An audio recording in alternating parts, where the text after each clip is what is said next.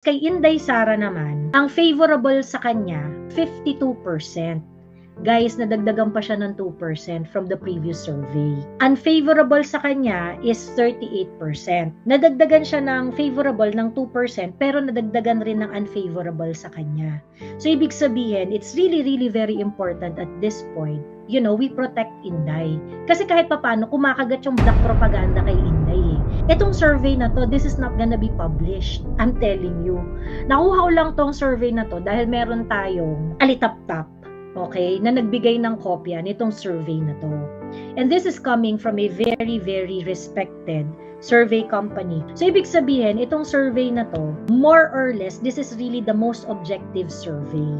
Siyempre, hindi natin ipapahamak yung survey company na yon. Basically, ang pinaka-major na tanong dito is, nasa right track ba ang bansa?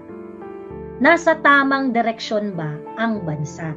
41% ang nagsabi na nasa right direction ang bansa. This is actually less than 10 points kumpara dun sa previous survey nila.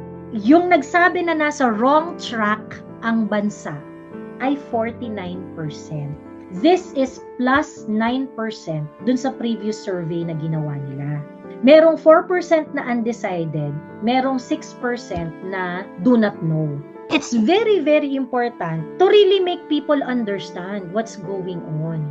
Sa ngayon kasi, parang medyo hati pa siya eh. Pero, guys, ang ano dito is that, as of November 2024, talagang dumami, talagang nag-jump talaga by plus 9% yung mga taong naniniwala na mali na talaga yung daan na tinatahak natin. 48% ang nagsasabi, fini-favor nila yung performance ni Bongbong Marcos.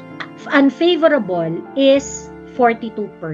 Yung nagfe-favor sa kanya, nabawasan ng 4% doon sa previous na survey. Yung unfavorable sa kanya, nadagdagan ng 2%. Kay Inday Sara naman, ang favorable sa kanya, okay, 52%.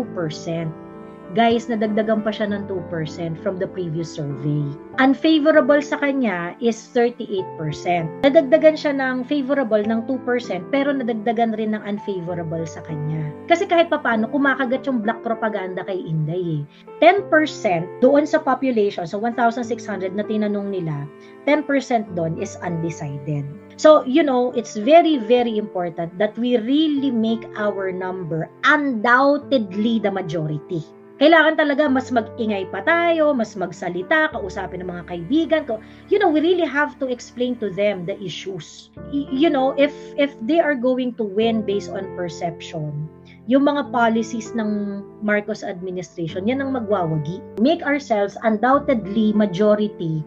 So para mapilitan sila, ito yung response ng mga survey respondent tungkol do sa impeachment ni Inday Sara. 29% is saying that they are in favor. 11% undecided. 12% do not know. 48% is saying that we strongly oppose the impeachment of Inday Sara. So, makita naman, grabe, malaki talaga sa parte ng population yung nagsasabi na against sila doon sa impeachment ni Inday. Nevertheless, I think, we really need to make our opposition louder. Para matakot tong mga to. Para matakot sila kasi kung majority tayo, it's going to translate into vote. At pagka nakita nila na parang, majority yung preference na ganun, it's going to, affect their position on certain issues. Ito yung talagang survey na kung sino man nagpagawa nito, they really want to know kung ano ang totoong pulso ng bayan.